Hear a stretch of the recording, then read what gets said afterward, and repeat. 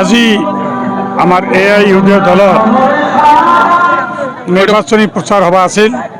আমার দলের সুপ্রিমো হজরত মৌলানা বদরুদ্দিন আজমল সাহেব আজি হেলিকপ্টার লই ইয়াত উপস্থিত হল।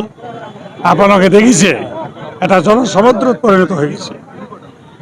অগণন মানুহৰ মাজত একেটাই বক্তৃতা দীঘল আৰু আজিৰ জনসভাই প্ৰমাণ কৰিছে যে সালাম শাহ অকলে আৰু গোটেইবিলাক অকলে Javed Islam plus Mohibur Rahman equal to Salam Shah এটা ফাইনাল হয়েছে।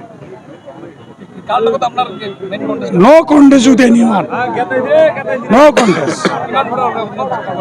মিনিমাম 50,000 ভোটত মই জিকিম।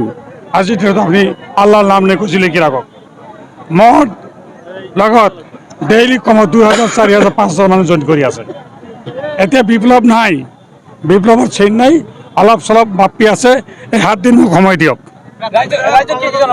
রাইজক জনাম বদরুদ্দিন আজমল সাহেব আজি কৈ গ'ল যে উচ্ছেদের বিরুদ্ধে মানে জেহাদ কৰিব, উচ্ছেদ বন্ধ কৰিব আৰু 13টা কেছ কৰিছে সুপ্রিম কোর্ট হাইকোর্টত। যিবিলাক মানুহক উচ্ছেদ কৰিছে এইবিলাক পুনৰ বাচন দিব। ফাইনেল সবার ভর্তি দিব, ভর্তি একাডেমি ইয়াত দিব।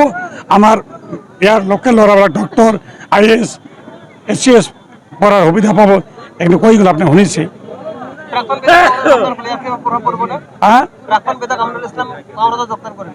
করিলে কলেজ তো গাদ্দার হয়, কি খবর গাদ্দার হয়।